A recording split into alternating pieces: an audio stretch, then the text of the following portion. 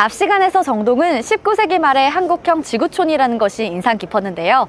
지금까지는 정치 외교에만 관심을 두었다면 이제는 사람들의 생활과 삶을 중심으로 정동을 바라보는 것도 필요하다는 생각이 들었습니다.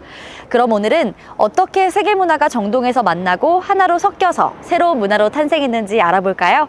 지금 시작합니다. 그러면 이제 좀 더 깊은 이야기를 구체적으로 우리가 살펴보도록 하겠습니다. 얼핏 여러분들이 이제 제가 말씀드리고자 하는 내용들을 얼핏 이제 제가 힌트를 드렸기 때문에 우리는 19세기 말 1890년대 1885년부터 시작돼서 1883년부터 시작해서 19세기 말에 한국형 지구촌이라고 불리는 이 공사관 마을 정동을 어떻게 바라볼 것인가. 우리는 서양인의 거리, 서양의 공사관의 거리, 서양의 공사관 거리라고 많이 정동을 이해하고 있었습니다. 그런데 사실은 그렇게 어떻게 봐야 될 것인가 우리가 살펴볼 필요가 있는데, 독립신문 1899년 11월 17일에 에는 서촌에는 영, 미, 덕, 법, 아, 영국, 미국, 독일, 프랑스, 러시아 5나라의 공사관이 있고, 종현과 약현에는 천주교 교회당이 있는데 프랑스 사람들이 주로 살고 있고, 정동과 상동에는 예수교 교회당, 개신교를 중심으로 미국 사람들이 살고 있다라고 이야기한다. 그죠? 그래서 영국이 전문가들이 이 우리나라 서울을 탐험하면서 한강변 일대에 전철과 이런 측량을 통해 가지고 서울의 거리를 실측하고 다녔습니다. 제가 영국 런던에 있는 큐 가든에 있는 내셔널 아카이브에 직접 가서 찾아온 자료입니다. 서울에 관련된 자료들이죠. 정동 지도를 보면 이제 가장 중요한 덕수궁이 있고, 여기 퍼블릭 파크가 있고, 바로 뒤에는 US 레게이션이라고 하는 미국 공사관 영역, 그 다음에 러시아 공사관 영역, 그 다음에 프랑스 공사관 영역, 이렇게 돼 있는 거죠. 근데 여기는 또 메소디스트 미션 컴파운드로 해서 미국이 감리교 영역. 참 재미있는 게 뭐냐면 이 덕수궁 길을 중심으로 해서 이쪽은 장로교, 그 다음에 여기는 감리교, 그래서 여기는 세문안교회를 중심으로 있고, 여기는 정동제일교회를 중심으로 이루어져 있고, 여기는 감리교인 배제학당과 이하학당으로 나눠져 있고, 여기는 경신학교랑 정신여학교, 이렇게 해서 나눠져 있다는 것이 굉장히 흥미롭고, 여기 퍼블릭 파크라고 하는 이 영역은 사실은 당시에 해관이 위치했던 영역입니다. 해관. 그래서 해관은 어떤 구역이냐면 지금으로 얘기하면 관세청이죠. 이 사실 정동에 있으면서 모든 외교의 어떤 관계를 총괄했던 곳이라고 볼 수가 있습니다. 그래서 The New Palace라고 하는 그 건물인데, 여기가 이제 여기 보시면 아까 중화전이 1층으로 되어 있는데 중화전이 2층 정각으로 되어 있는 걸 우리가 확인할 수 있고, 여기가 구성원이라고 하는 건물이 있는데 이게 이제 해관과 연결되어 있는 그런 건물로 여겨지고 있습니다. 여기는 영국 공사관 건물이고요. 그다음에 지금 중화문이 있고 중화전이 있고, 그래서 당시에 공사가 이루어지고 있는 장면을 우리가 확인할 수가 있습니다. 그래서 서울 성벽에서부터 프랑스 공사관이 보여지고, 러시아 공사관이 여기에 탑이 왕는 거 보이고, 미국 공사관, 정동제일교회, 돈덕전, 지금 복원이 이루어지고 있습니다. 돈덕전이.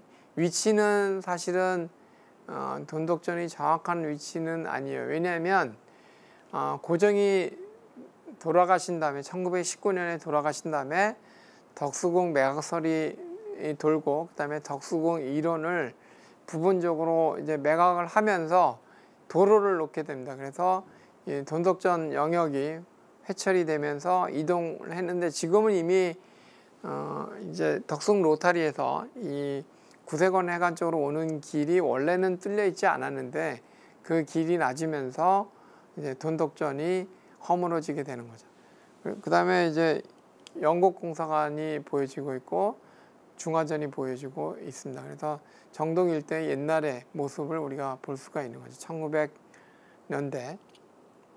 그래서 저는 이제 근대에 대한 생각을 어떻게 우리가 새롭게 이런 개념으로 풀어갈 것인가 라고 하는 거를 우리가 살펴볼 수가 있습니다.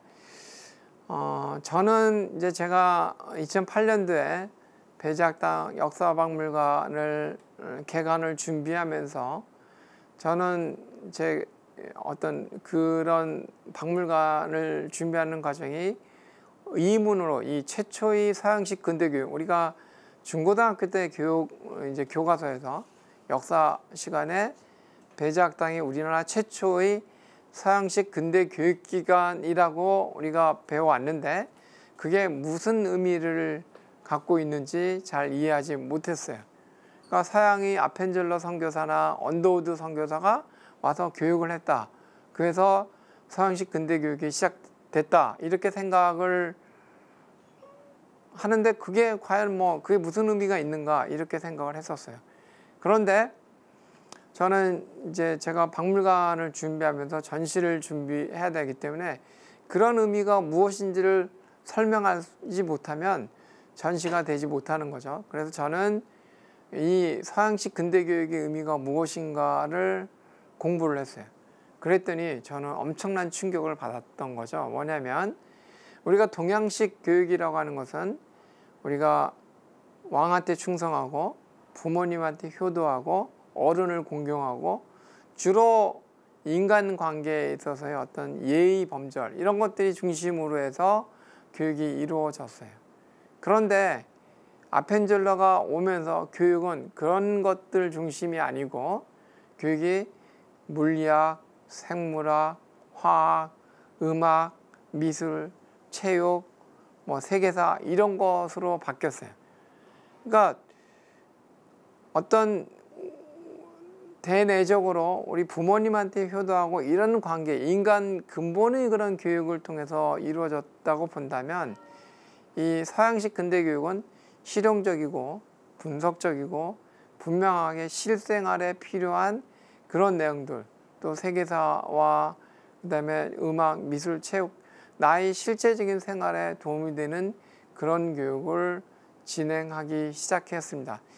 완전히 우주관이 바뀌는 거죠. 그러니까 머릿속에 계속 우리가 효도라든가 왕의 국가에 충성하는 그런 교육만 받고 있다가 개인이 갖고 있는 가치라든가 그 다음에 음악, 미술, 체육, 생물학, 물리화학 이런 어떤 그 구체적인 그런 내용들에 대한 교육을 통해서 우리 머릿속에 그러니까 들어오는 그런 세계는 이전과는 전혀 다른 개념의 우주를 갖게 되는 거죠. 그러니까 물리적으로 우리가 전체 물리학의 이 우주만이 아니라 우리가 갖고 있는 정신적인 우주, 정신세계의 우주관은 완전히 다른 세계로 경험하게 되는 것이죠. 이런 교육을 통해서. 그래서 그런 교육에 의해서 우리가 알고 있는 이승만과 여원영과 주시경과 나도양과 김복진과 이런 김소리 이런 사람들이 길러지기 시작했던 거죠.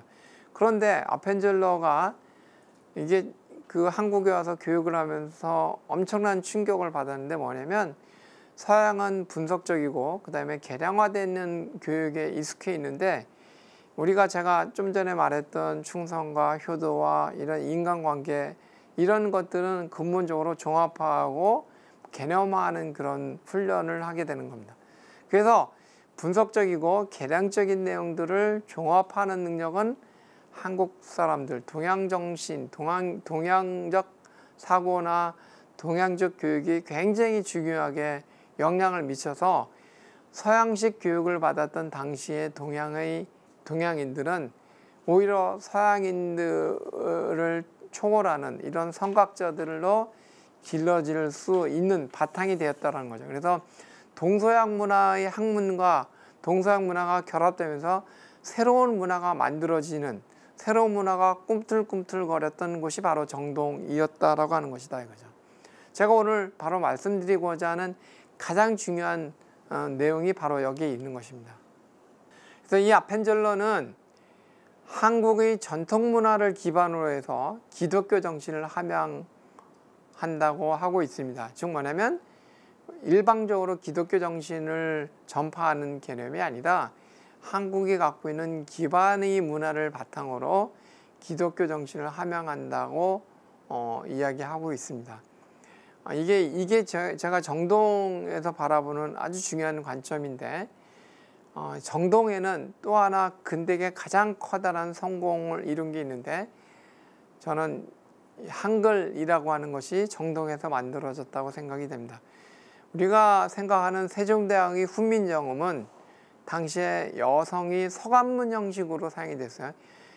보신 적이 있을지 모르지만 여성이 편지를 쓸 때 이 당시의 훈민정음은 띄어쓰기가 없이 처음부터 끝까지 쭉 연결돼서 읽는 사람들이 알아서 끊어서 읽었어야 됐습니다. 그런데 너무 불편했던 거죠. 여기에 영문법이 띄어쓰기, 그 다음에 마취법, 피어리드가 있어서 문장이 끝마치는 거죠. 그래서 왼쪽에서 오른쪽으로 글씨를 써나가는 거, 이런 게 변환이 되면서 사실은 세종대왕이 훈민정음이 영문법을 만나서 새로운 한글이 만들어지게 된 겁니다. 그게 바로 정동에서 이루어졌다고 하는 거죠. 그래서 근대기의 가장 커다란 근대의 산물은 저는 한글이라고 생각을 합니다.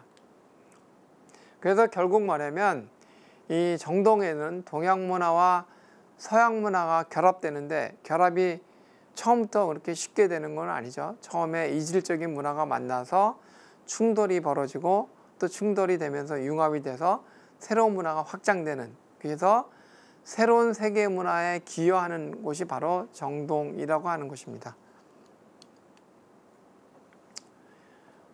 저희 박물관에서 작년부터 올해에 음악을 통해 본 정동이라고 하는 프로그램을 진행하고 있는데, 결국 이 정동에는 아까 제가 건물들 중심으로 여러분들한테 설명을 드렸지만, 건물이라고 하는 것은 사람이 생활을 담는 곳인 거죠. 그래서 사람이 생활 속에서 음악이, 당시의 정동은 우리나라의 서양 음악이 한국화해 나가는 과정의 실체들을 그대로 담고 있는데, 그거를 한국예술종합학교의 민병찬 교수님이 그 당시에 잊혀졌던 음악을 다시 복원해서 여기서 저희 배작당 역사박물관을 통해서 그 구현을 하는, 초연을 해서, 이번 주에는 이제 재연이죠. 그래서 음악회를 해서 당시에 불렸던, 여러분들은 어떻게 느껴질지 모르지만 정동에서 서양의 영국 국가, 미국 국가의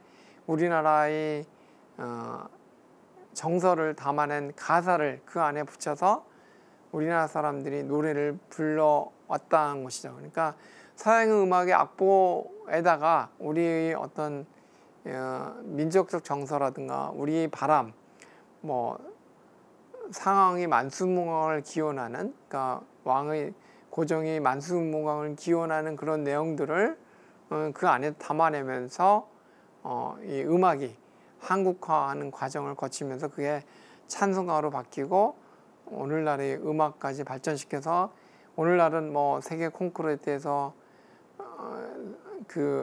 뭐 피아노 콩쿠르에서 1등을 하고, 그 다음에 뭐 음악 미술 이런 그 BTS가 세계를 장악하는 정도의 어떤 실력을 발휘하는 등 이런 것들이 바로 정동에서 이루어지고 정동에서 시작되었다고 볼 수가 있습니다. 그래서 우리가 역사를 보더라도 우리가 과거에 실패를 했다고 해서 그 역사가 전혀 무시돼야 되거나 전혀 가능성이 없는 것이 아니라, 사실은 결과론적으로 우리가 바라보는 거지 과정에 나타난 여러 요인들은 굉장히 소중한 거라고 저는 생각합니다. 그러니까 정동이 결국은 일본에 의해서 차갑게 식어버린 용광로에 불과하지만, 이제 우리는 그 용광로를 다시 달아오르게 할 필요가 있다는 것이고, 달아오를 수 있는 요인들을 찾아 나가는 과정을 우리는 음악이라든가 여성이라든가 뭐 각종 종교라든가 문화라든가 이런 걸 통해서 우리가 찾아볼 수 있다고 생각을 합니다. 세계 문화를 받아들이고 거기에 우리 문화를 섞어서 새로운 문화로 창조해 나가는 일. 그것이 19세기 말 이곳 정동에서 진행된 일이라고 하니까 새삼 한국인의 저력을 다시 느끼게 됩니다. 그런 마음으로 이곳을 바라보니까 제 안에서도 새로운 기운이 솟아나는 것 같은데요. 다음 시간에는 당시 외국인의 눈으로 바라본 한국과 한국인의 모습에 대해서 알아보겠습니다. 기대해 주세요.